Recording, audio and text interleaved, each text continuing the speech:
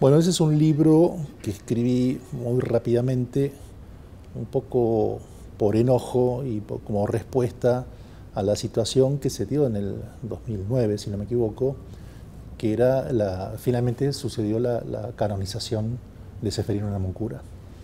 Y hubo una serie de producciones en ese momento, de textos y de audiovisuales, sobre todo una vez producida. Este libro salió un poquito antes, una vez producida la canonización, una serie de producciones muy impresionantes donde se producía la apoteosis, naturalmente, de la figura de Seferino como realmente el indio, el indígena, el aborigen, el sujeto perteneciente al nativo, como dicen en Estados Unidos, a los pueblos originarios o cualquier otro eufemismo que queramos decir,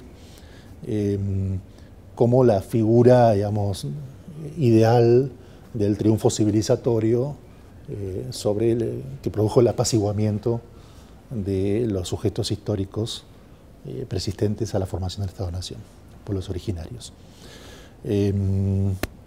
Yo había leído, bueno, en esa época vivía en Bahía Blanca está el archivo seferiniano, que es muy impresionante, está a mano de los salesianos tienen una gran presencia en toda la Patagonia, en Bahía Blanca, por supuesto,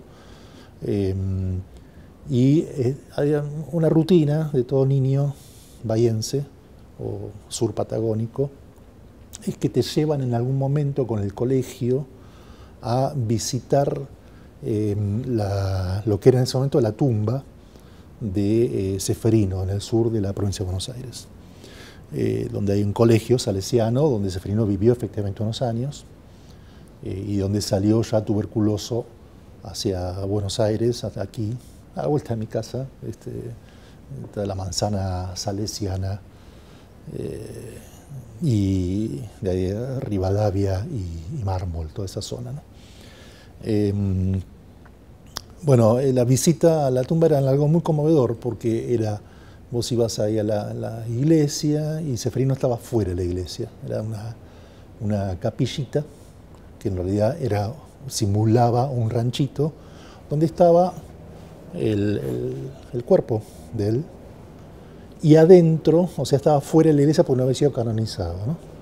Y adentro tenían que aún queda, después producía la restitución del cuerpo de Seferino a los familiares, en ese lugar tan impresionante, que es en Chimpay, su lugar de nacimiento, que hicieron un gran cultrum, y ahí está la tumba de Seferino.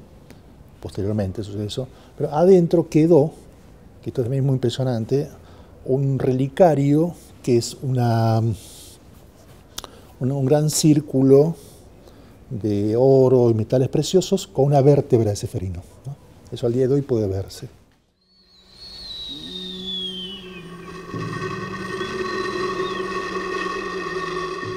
Tengo dos abuelos, o sea, mi abuelo materno, que nació en Chichinales, su mamá era mapuche, y él hablaba la lengua, de hecho, por Otto Ponzoni, Alberto Ponzoni. Él era huesero, había heredado ese don, y fue un informante muy importante del diccionario de Esteban Erice, que era amigo de él. Porque Erice además tuvo de grande un problema en una mano y mi abuelo lo curó. Entonces el ejemplar que tengo, que heredé de él, mi abuelo murió cuando yo era muy chico, el ejemplar del diccionario publicado en Bahía Blanca de Esteban Erice de la zona de Bahía Blanca, está autografiado con él con una mano temblorosa, ¿no? Bueno, mi abuelo era informante de ese diccionario. Es decir, le aportó datos sobre ritualidades, mi abuelo sabía bastante del tema. Y por el lado paterno, mi abuela, doña Luisa Oviedo, era mapuche, era una niña apropiada, una niña que fue regalada a una estancia inglesa, y mi abuelo, que de origen irlandés, se la robó, como decían ellos. Mi viejo cuenta que cuando eran chiquitos ellos chusmeaban entre ellos el inglés, ¿no? Entonces está eso que era parte de una memoria familiar muy desvaída, digamos, porque después hay napas culturales que fueron sobreponiéndose. Yo fui recuperándolos con los años. Recuerdo mi abuela, tuvo 11 hijos, mi abuela, era carácter muy fuerte y nos retaba en Mapudungun, ¿no? Me acuerdo también a ella tratando de enseñarme los números, bueno, cosas que forman parte de una memoria de una persona que cuando te preguntan por qué te interesó la cultura indígena, bueno, tenés que remitirte ahí.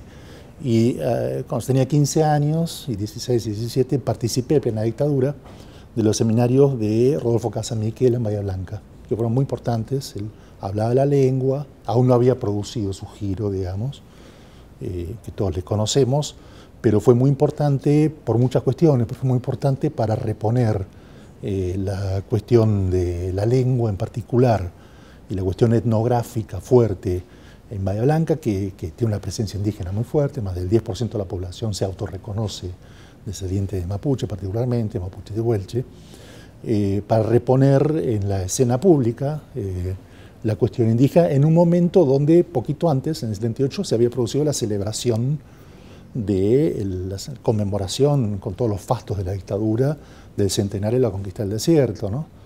Se escenificaba, bueno, fue Macera, nos hicieron desfilar con el colegio frente a Macera, fue un episodio muy fuerte, fue Videla, el ejército escenificaba la retreta del desierto de Rosas, en fin.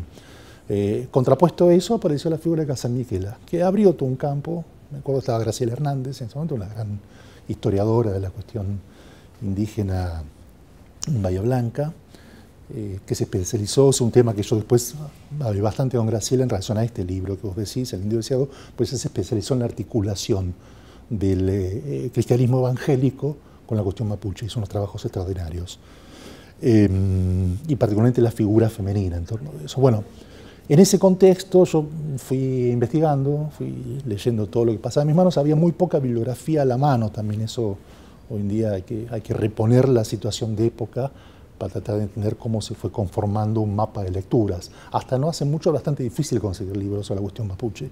Uno tenía que, hasta antes de internet, digamos, uno tenía que andar hurgando en bibliotecas públicas, en librerías de viejos. Yo me tomaba el tren de Buenos Aires, de Bahía Blanca para Buenos Aires, para recorrer calle Corrientes, tratar de conseguir. Me acuerdo, compré el libro de Mitre sobre Tiahuanaco, para mí era una rareza, o que después lo utilicé aquí en la Biblioteca Nacional para un libro que hicimos con el Museo del Libro sobre lenguas indígenas.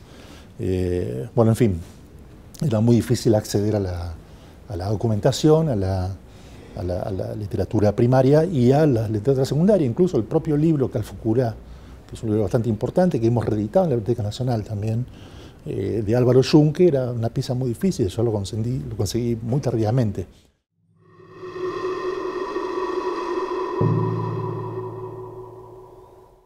El indio ceferino era el indio deseado, es decir, deseado por la cultura impuesta, porque reunía todos los elementos. Era el hijo de un gran cacique que había sido derrotado, Manuel Lamoncurá, había sido derrotado por Roca, después de 4 años de resistencia, en fin, se entrega. Y hay un acto muy impresionante, bueno, no voy a contar todo el libro, pero un acto muy impresionante que es la entrega de Manuel Lamoncurá de 2 hijos al grupo dominante, digamos. A Roca le entrega a su hijo Julián, que termina siendo miembro del ejército, y al padre Milanesio, que era como el ariete civilizatorio, digamos. Roca, que era un laico, que rompió después con la iglesia, sin embargo llevaba a los salesianos, ¿no?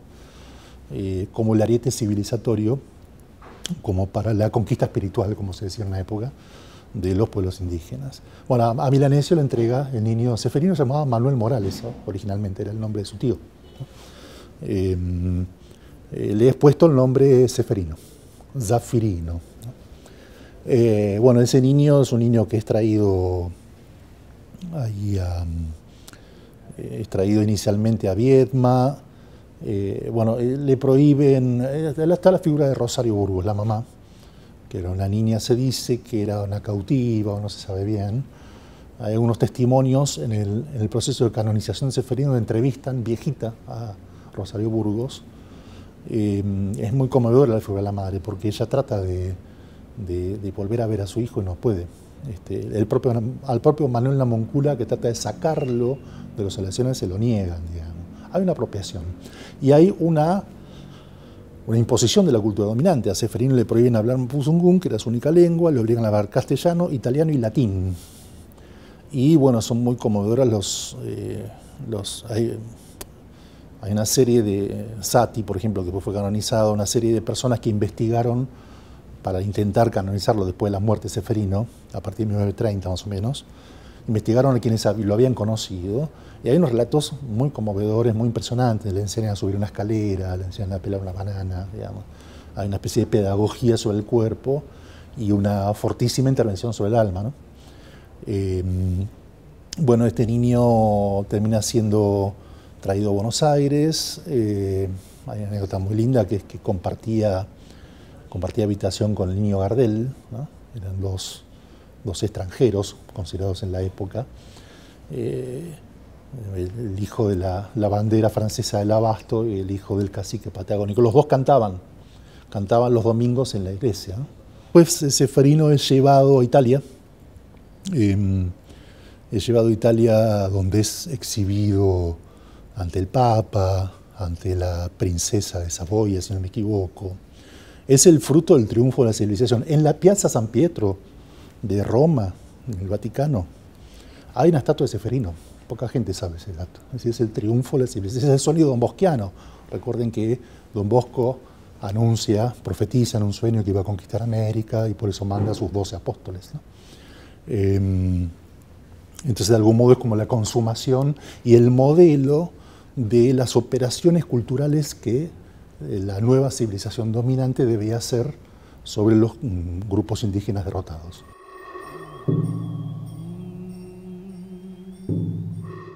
El niño Ceferino, al igual que sucede en casi todos los pueblos indígenas de América, por lo menos lo que más conozco, era un niño que tenía en sí una multiplicidad de géneros.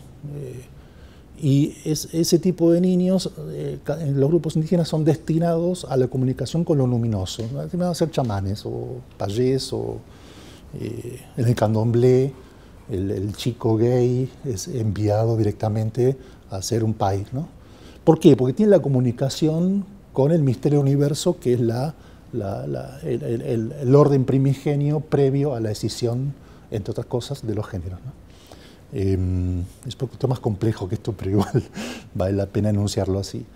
El niño Ceferino, el niño afeminado, que automáticamente hubiera sido destinado al chamanismo, y es por eso por lo cual él es destinado a la orden sacerdotal. Digamos, por eso por lo cual Manuel Namuncurá lo entrega. De hecho, inicialmente no iba a ser aceptado como novicio. Lo mandan a los talleres de la Marina en Tigre. Él está bastante tiempo, cuenta que padece mucho las chanzas que los amigos, por su carácter afeminado, digamos, sus compañeritos, le dirigían. Entonces recién ahí lo toma Milanesio y finalmente lo pone de novicio y dice, bueno, vamos a hacer este tipo de operaciones. En ese momento el propio Namuncurá se entrevista con Pellegrini, si no me equivoco, que le pide que lo saquen de los talleres de la Marina porque estaba padeciendo. Es una situación muy, muy terrible, patética. Recordemos que Manuel Namuncurá se viene a vivir a Buenos Aires, entre otras cosas, porque estaba Ceferino y Julián, y para peticionar por la devolución de las tierras, donde él se transforma, el gran cacique de las Pampas derrotados, se transforma en una especie de monigote de los medios de la época. Hay una nota famosa en Caras y Caretas, ¿no? Donde bueno, se burlan de él, los llevan a la primera prueba del teléfono y sale gritando que hay Gualicho, Gualicho, y todo el mundo se mofa de él. Una figura de patetismo del derrotado, ¿no? Así todo no deja de actuar una serie de situaciones políticas o de gestos donde intenta recoger algo de la soberanía, digamos. De hecho, logró la restitución de unas parcelas de tierra en Chimpay, donde aún habita la familia Namuncurá.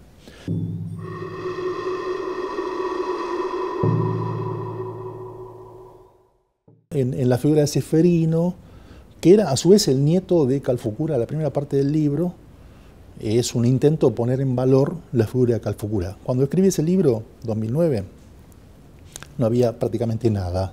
Estaba solamente la tesis doctoral de Marta Bechis, publicada en inglés en Estados Unidos, que la conseguí después. Una edición mimeografiada, no está publicada como libro. Y había como restos. Entre otros, estaban las versiones oficiales, digamos, de los contradictores de Calfucurá. La más importante, sin duda, la de Estanislao Ceballos. Estanislao Ceballos, se sabe, era el gran teórico de la conquista del desierto. La conquista de 15.000 leguas es el proyecto de genocidio, básicamente, que él presenta, con el cual se consiguen los créditos de guerra para desatar la campaña, ¿no? Ese es el texto programático de Ceballos. Ceballos es una figura central del Estado argentino, del Estado en construcción, del Estado roquista. Casi diría que es más importante que Roca desde el punto de vista de que fue el que pensó las operaciones de Roca. Su libro sobre la nacionalidad, publicado en Francia. Bueno, y después de la victoria sobre las tribus patagónicas, Ceballos escribe una saga, son 3 libros, entre los cuales está Calfucurá o la dinastía de las piedras, que no es otra cosa que la puesta en valor del archivo de Calfucurá y Namuncurá, que se apropiaron. Nicolás Levalle profana la tumba, se trae la calavera de Calfucurá y se trae también el archivo, ¿no? En Salinas Grandes lo encuentra, está narrado esto, está narrado cuando encuentra escondido en la arena los arcones con los archivos. Bueno, Ceballos escribe una versión de la historia de Calfucurá, donde está la dimensión mística también, pero está en las grandes. Es un texto, es de algún modo el equivalente al Facundo de Sarmiento en relación a los gauchos, en relación a Rosas y a Facundo Quiroga, es el Calfucurá, la dinastía de las piedras de Ceballos en relación a Calfucurá, porque está fascinado por la figura, por supuesto lo fustiga, digamos, el gran enemigo a derrotar y que ha derrotado, pero no deja de tener, si uno lo lee con atención, no deja de tener vertientes interesantísimas, digamos. Yo en el libro lo digo explícitamente, lo que hago es invertirle el signo a muchos de los textos que aparecen allí.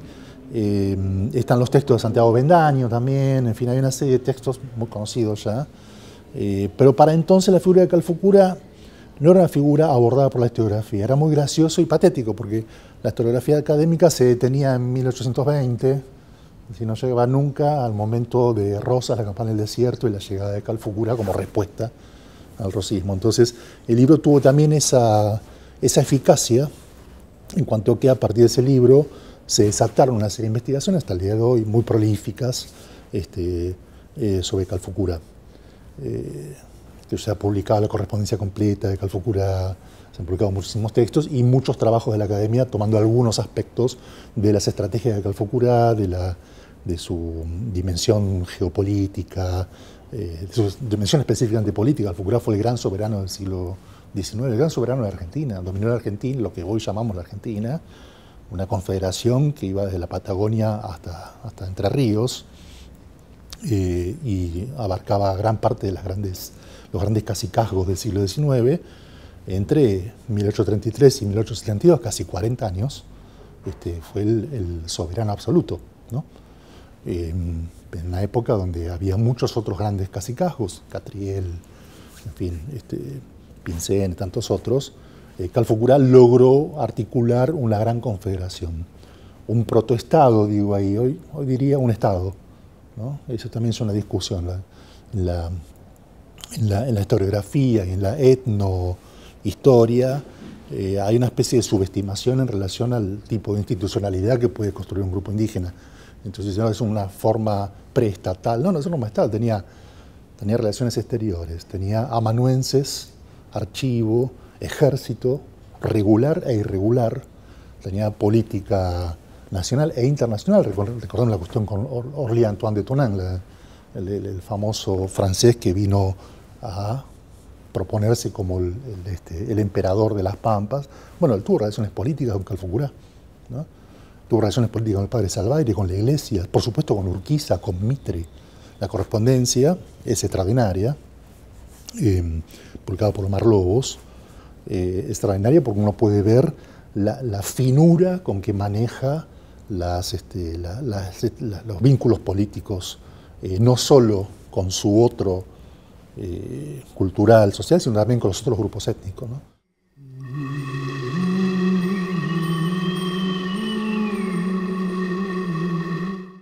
Figuras que fueron niños de la sociedad no indígena apropiados, que viven una temporada, años, en comunidades indígenas, vuelven, se transforman en mediadores interétnicos, como traductores, como mediadores económicos, como mediadores políticos, todo ejército tanto el ejército del lado indígena como del lado no indígena tenía sus mediadores interétnicos. Y en las regiones de contigüidad social, esa es la figura. Uno va a Chubut y se va a encontrar con que los galeses hablaban gaélico y tehuelche, ¿no?, en el siglo XIX, y había relaciones primero comerciales, luego de mestizaje. Hay una cultura que ni siquiera pasaba por el castellano y por nada que tuviera que ver con la Argentina. Entonces, esas son situaciones muy peculiares, pero que de algún modo indican que hay una sociedad constituyéndose, como sucede en todo el mundo. Digamos, la idea, lo que es ahistórico y lo que no es real, es pensar que todo argentino es ya argentino, una vez y para siempre, y solo es por toda la cultura argentina, como si esta fuera absolutamente autónoma y no tuviera nada que deberle a todas las culturas del mundo, incluidas las propias culturas originarias, y es como si dijéramos, bueno, un cordobés es una etnia que no tiene nada que ver con la Argentina. Esto es una discusión muy fuerte en Brasil. Aquí no, pero en Brasil se habla como la integración, primero la asimilación, el genocidio, y luego la integración de los grupos indígenas más alejados, hay 15 grupos aislados aún, pero ha sido muy tardía, recién en la década de 50, 60, 70 y hasta el presente. Se habla de indios no Brasil, indios en Brasil, y se habla de entidades étnicas independientes de la brasilidad, y que de algún modo su articulación es posterior, es tardía, y está sucediendo su articulación con los neobrasileros, como se dice en teoría de Darcy Ribeiro, es algo que está sucediendo y está por suceder. Entonces se habla de los grupos étnicos escindidos de la nación. Yo creo que es un error teórico, pero no importa, funciona para entender algunas situaciones. El neobrasilero es esa conjunción de la figura del mestizo, de indígena portugués y de afrodescendiente, el caboclo, como se llama, distintos nombres sertanejos de la región. Entonces, esos son grupos étnicos en devenir, deviniendo, conformándose, y los grupos indígenas en Brasil cometen este atrevimiento antropológico de pensar, bueno, indios son solamente los que están aislados y en el Xingu, en el Parque Nacional, que hay muchos efectivamente, pero uno camina por San Pablo o por Salvador Bahía y hay indios por todos lados, como acá, como en Buenos Aires. Cuando vino mi amigo Eduardo Viveros de Castro acá y fuimos hasta Flores, me acuerdo, estamos en el 92, y acá de la Biblioteca Nacional le presentó su libro, La mirada del jaguar, y estaba sorprendido, dice, yo pensaba, nunca había venido a Argentina, pensaba que Buenos Aires era la París de América, está lleno de indios, dice, por el fenotipo. Me acuerdo que escuchamos en el 92, desde Recoleta, 7 de la tarde, hasta Flores, es el momento donde salen las empleadas domésticas de las clases dominantes de aquí de Recoleta, y en el colectivo escuchamos gente hablando en celular en guaraní y en aymara. Entonces, bueno, ahí está la Argentina, ¿no? Entonces, bueno, volviendo a la cuestión mapuche, esa conversación, esa discusión es una discusión que nunca cierra. Eso también me parece interesante. Continuamente, ¿por qué? Bueno, porque hay clases sociales, porque hay intereses en juego, ¿no? John Lewis, en fin. Y hay recomposición de los grupos indígenas como potencia política, como potencia histórica. Por tanto, eso siempre va a generar tensiones y siempre va a aparecer alguien que dice, no, los mapuches son chilenos, como si Lewis fuera el nieto de Rosas, ¿no?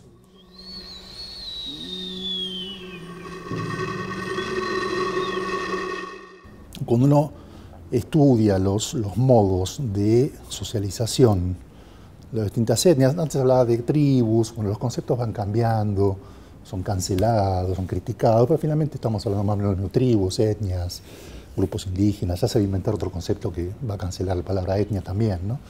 Cuando uno estudia los modos de las tribus, los grandes cacicazgos de la Argentina, por lo menos la Argentina Pampa Húmeda de Patagonia, pues es bastante diferente en lo que es el NOA y el NOE, ¿no? El grupo, para decir rápidamente, el grupo guaranítico y el grupo vinculado a la difusión de la lengua quechua, a los incas.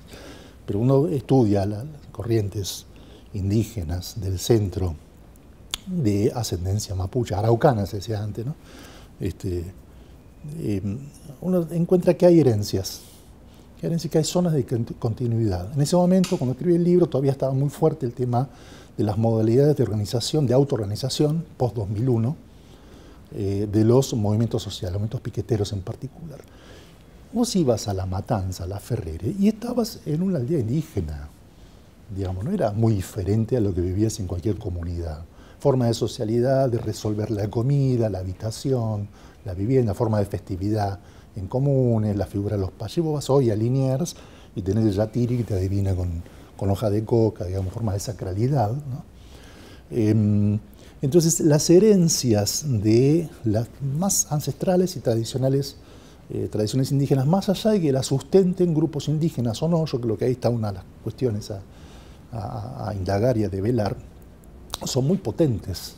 Y no son otra cosa que la Argentina, digamos. Acá en esta biblioteca hemos hecho varias exposiciones sobre la cuestión de las lenguas indígenas. Si uno releva la presencia de palabras, solo para hablar de terminología, palabras indígenas, es impresionante, ¿no? Que nos habitan, que ni siquiera sabemos que decimos chaucha y no sabemos que decimos che, no sabemos que estamos hablando una lengua indígena, ¿no? Más allá de lo que pensemos o lo que consideremos sobre la cuestión indígena en nuestro país. Entonces, la cuestión de las herencias, las marcas identitarias, los diacríticos, dicen los antropólogos, críticos étnicos, es una cuestión muy interesante para ver cuáles son los modos, por un lado, de supervivencia, las marcas de etnicidad, que también pueden ser valores negativos. Está el patriarcado, está la violencia de género, hay una serie de dimensiones que forman parte también de modalidades de la guerra y de modalidades de la asistencia a grupos indígenas que también hay que criticar, ¿no? Yo no soy un romántico decimonónico en ese sentido. Digo que todo es susceptible de crítica y también hay herencias de la etnicidad que hay que discutir, digamos. Esto se visibiliza mucho en la idea de jefaturas por lo general patriarcales, autoritarias, no consensuadas, en fin. Eso es una dimensión a discutir. Inicialmente las saludamos cuando aparecen jefaturas indígenas porque suponen la reemergencia política de un grupo étnico, con todo su proceso de cariocinesis, en general terminan una jefatura armando territorialidad y etnicidad para diferenciarse de otra, para mantener su grupo cohesionado, ¿no? Y obtener eso que decías vos, negociando con las fuerzas dominantes, con el Estado, obtener algún tipo de beneficio, por general económico, ¿no? Ahora, también me parece importante señalar, eso está en el libro, señalar que nosotros occidentales, modernos, o como querramos llamarnos, solemos ser personas laicas, es decir, desestimar la dimensión religiosa, la presencia de como la religiosidad, la religión, la creencia, la idea de seres luminosos que nos habitan, somos desestimados esa dimensión. Entonces, por ejemplo, la mayoría de los estudios de la etnohistoria argentina que la academia produjo en los últimos 30 años, para decir rápidamente, los indios no creen en nada. No está presente en absoluto la cuestión de la dimensión religiosa, cuando cualquiera que haya participado o vivido en comunidades indígenas sabe que es lo principal, no solo que es algo, no es un aditamento como tendemos a pensar la ideología, ¿no? En el sentido marxista de la palabra, un aditamento, una incrustación que los sujetos tienen y que, bueno, podrían no tenerla, igual funcionarían, ¿no? De algún modo la tradición de la teoría crítica es, bueno, la ideología es algo, medio te inventas una especie de mitología personal o colectiva para tramitar tu bien con el mundo. No, el mundo indígena, la cuestión religiosa es central. Determina lo que es el ser en el mundo, determina lo que son los vínculos humanos, el vínculo con lo sagrado, con los dioses. Viveros de Castro y otros más inventaron una teoría, una de las pocas teorías americanas, ¿no?, de perspectivismo indígena, que quiebra esa cosa que desde Aristóteles consideramos natural en el pensamiento, quiebra ese vínculo naturaleza-cultura, ¿no? O sea, dos órdenes que dialogan entre sí, es decir, el orden humano, ¿verdad?, el orden de lo subjetivo y lo objetivo, ¿no?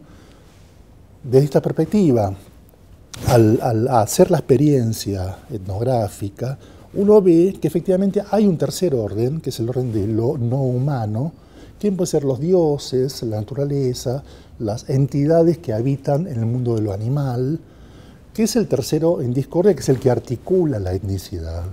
Entonces ahora no se habla más, no debería no hablarse más de esa ese binomio naturaleza-cultura, se supone que lo no humano es constitutivo de lo humano, ¿no? Entonces, para poner ejemplos prácticos, experiencia etnográfica básica en la Amazonia. Uno va a una rosa, como se dice, una huerta, donde hay mandioca. Las huertas son una prerrogativa femenina, ¿no? La mandioca es como la base de sustentación de la economía por un lado y de la cultura, de la comida en todo el norte amazónico. La mandioca se cultiva a partir de un esqueje, se dice en castellano un pie, un P, que es una herencia que traen las mujeres dadas por sus madres. Ahí en el Alto Amazonia hay 24 grupos étnicos, la relación es exolingüística y exogámica, por supuesto, es decir, los casales, los matrimonios, las parejas se forman. Una persona, que es el varón de la etnia del lugar, casa o se junta y tiene hijos, sobre todo, que es lo importante, con una mujer que viene de otro grupo lingüístico y étnico. Entonces, un baré se casa con una tucano, pero no puede casar. Hay prohibiciones y hay habilitaciones. La mujer que viene a esa aldea automáticamente se transforma en baré y sus hijos van a ser baré. Pierde entre comillas, su adscripción étnica previa, pero trae la mandioca, trae los pies de mandioca. Esos pies de mandioca, cuando los planta, son entidades de su etnia de origen, son deidades que, como en toda la cultura amazónica, protegen partes de la naturaleza. Entonces, cuando uno ve, bueno, y están en guerra con otras entidades, ¿no? Con malezas que tienen entidades. Y de hecho, cuando uno ve un huerto, una rosa, uno está viendo todas las relaciones interétnicas de todo el Alto Amazonia, de todo el Río Negro, corporizadas en esa rosa. ¿Por qué? Porque tenés toda la tradición de las madres, abuelas, y siguiendo hacia arriba, que acarrea su propia mitología, su propia cultura, sus propias prohibiciones y habilitaciones. Entonces uno no ve un cultivo, uno ve una lucha entre entidades luminosas. Entonces cuando pasa algo, cuando sucede una peste que afecta al cultivo, o cuando muere un animal ahí, no es que murió, apareció un leopardo, que la aparición de un leopardo no es algo casual, una onza. Es una deidad que va a intervenir en la rosa, es decir, es un hecho mitológico y político inmediato. Entonces, esto, que es el ABC de cualquier vivencia etnográfica en el mundo indígena, amazónico en particular, te obliga a repensar el lugar de la constitución como sujeto ideológico, político, social, económico de un indígena que acarrea su cultura de orden religioso. Y yo lo llamo religioso. Por lo general, la antropología y el sentido común suele desestimarlo bajo el concepto de superstición, creencia, hasta mito llega, ¿no? ¿Y por qué no religión?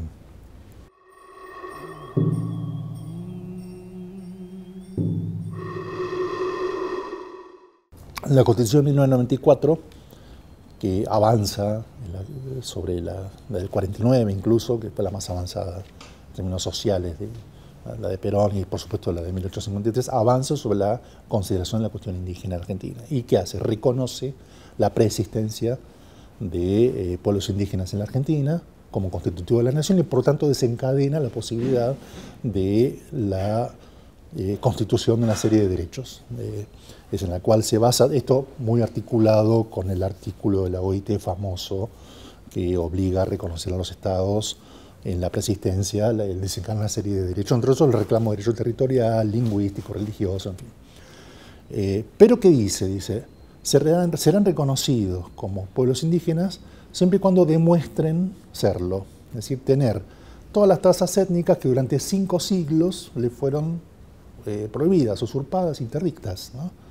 Entonces es como una situación medio absurda, ¿no? Vos tenés que demostrar ser quien sos, digamos.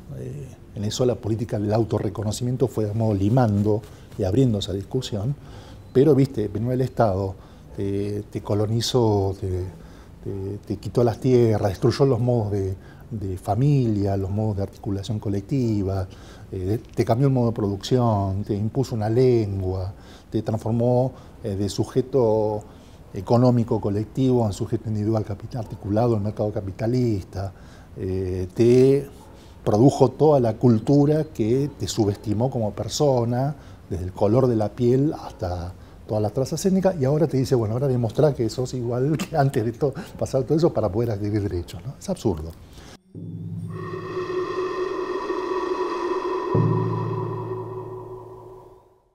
Los baré, que padecieron todas estas situaciones, yo conocí esclavos, por ejemplo, personas de ahora de unos 70 y pico años fueron esclavizados por el ciclo de la balata, que es un producto amazónico venezolano. Los baré no eran reconocidos por el Estado porque habían perdido las trazas étnicas.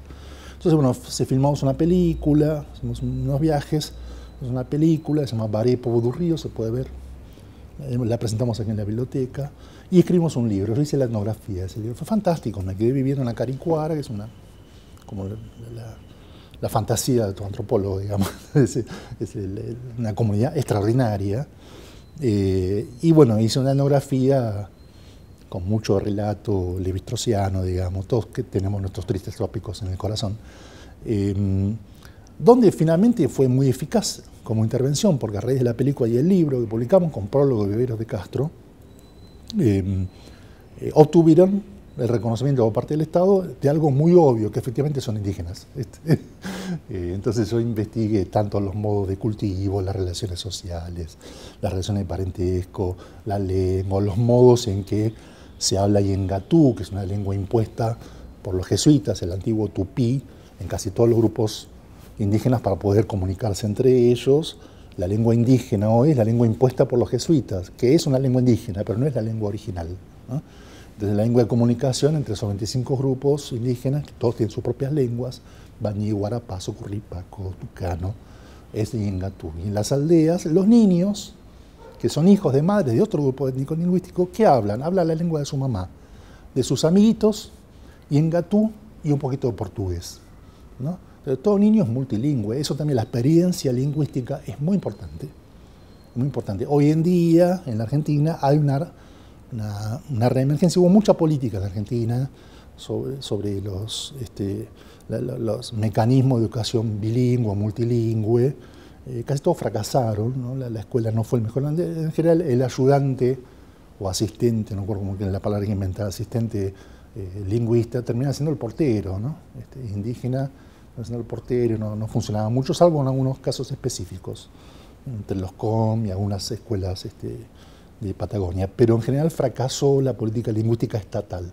Dicho lo cual, hay mucha publicación en lengua y hay una reemergencia de las lenguas. Hay lenguas que, ante la presión del castellano, y sobre todo por los medios y las redes sociales, van cediendo, terminan siendo lenguas vernaculares y lenguas de las casas, pero hay, bueno, Liliana Calao, que participó de este ciclo, hay autores mapuche, hay cantoras, como Karina Carriqueo, ¿no? Digamos, que restituyen la lengua. Y de algún modo, esos son los modos de articulación, son los modos felices de articulación de la etnicidad con la cultura dominante.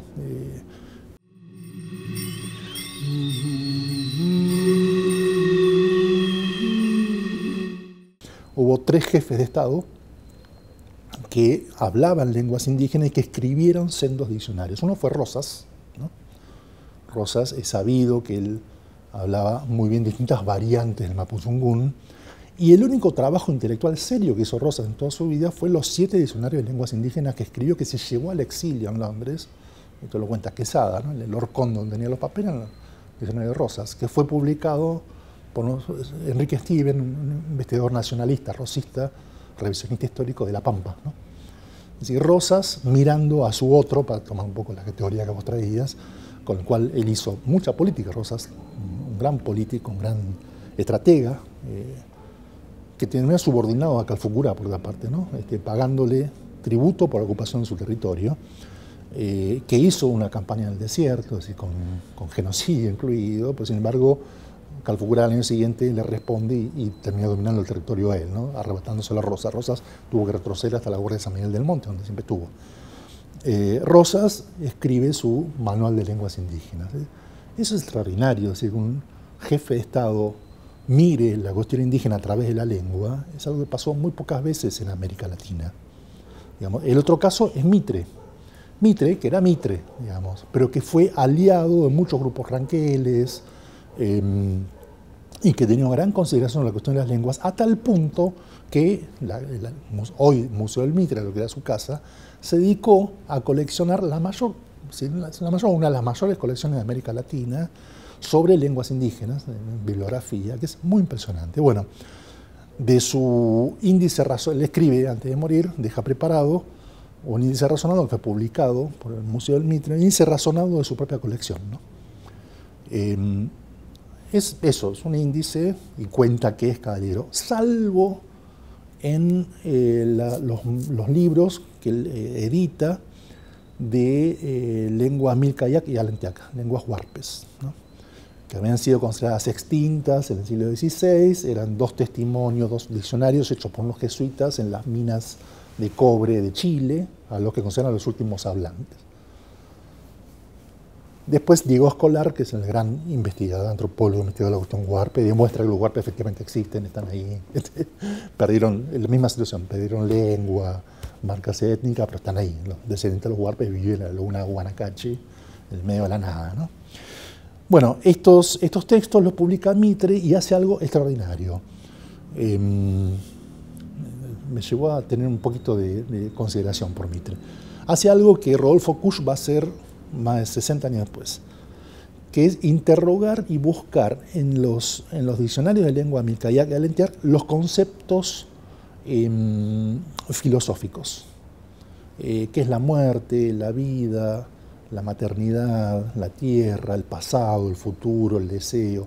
Es muy impresionante. Y cada uno de esos conceptos los glosa, ¿no? Y dice una frase extraordinaria, dice, si uno, para dominar, uno debe conocer. Entonces, debería ser objeto de todo jefe de Estado tener un conocimiento de las lenguas y de la cultura y del alma de los pueblos indígenas, dice. Mitre, que practicó genocidio también a su manera, ¿no? Pero digo, me pareció muy interesante que hiciera esa operación. Y el tercero, Juan Domingo Perón, ¿no? Perón, que es sabido, su madre era tehuelche, le hablaba un poco la lengua y sobre todo la habla bastante en su primera infancia, cuando se van con su padre a Santa Cruz. Él se jacta de tener la cabeza dolicocéfala como los tehuelches, dice esa barbaridad, ¿no? Pero bueno, años después, en 1933, les he enviado como montañista, como zapador, vaya con el ejército, siendo capitán, a Neuquén, que era territorio de Neuquén, en ese momento no era provincia, y se encuentra con la lengua, la única lengua que se hablaba era el mapuzungún. Entonces escribe y los publica en el Almanaque de Agricultura del año 36, 35-36, un glosario después le cambia el nombre, lo llama toponimia araucana, pero no es un glosario, es un montón de términos útiles, dice, para los maestros, los ingenieros y los militares que estén en el territorio. Dice, no te puedes desenvolver en el territorio si no hablas algo de esta lengua, ¿no? Entonces, ¿qué hace? Hace lo que hace todo autor diccionario, se basa en los diccionarios previos, ahí, bueno, es muy lindo, aparece en las citas bibliográficas que pone y declara, aparece su lectura de Ceballos, su lectura de Mansilla, ¿no? De los diccionarios previamente existentes. Ese libro, bueno, no pasó nada, 35-36, pero cuando él asume la presidencia, en el año 48, en las tipografías y en la imprenta de la Biblioteca Nacional de Calle México, que en ese momento está bajo la dirección de Martínez Subiría, se publica la toponimia araucana de Perón, que después se ha conocido en muchas ediciones y algunas traducciones incluso. Ya con un prólogo de Josín Belloni, que era el mayor antropólogo de la época, corrigiéndole algunas cosas y diciendo algo muy importante. Perón hablaba la lengua y toda la terminología que aparece, él la cotejó y en el territorio, en la práctica.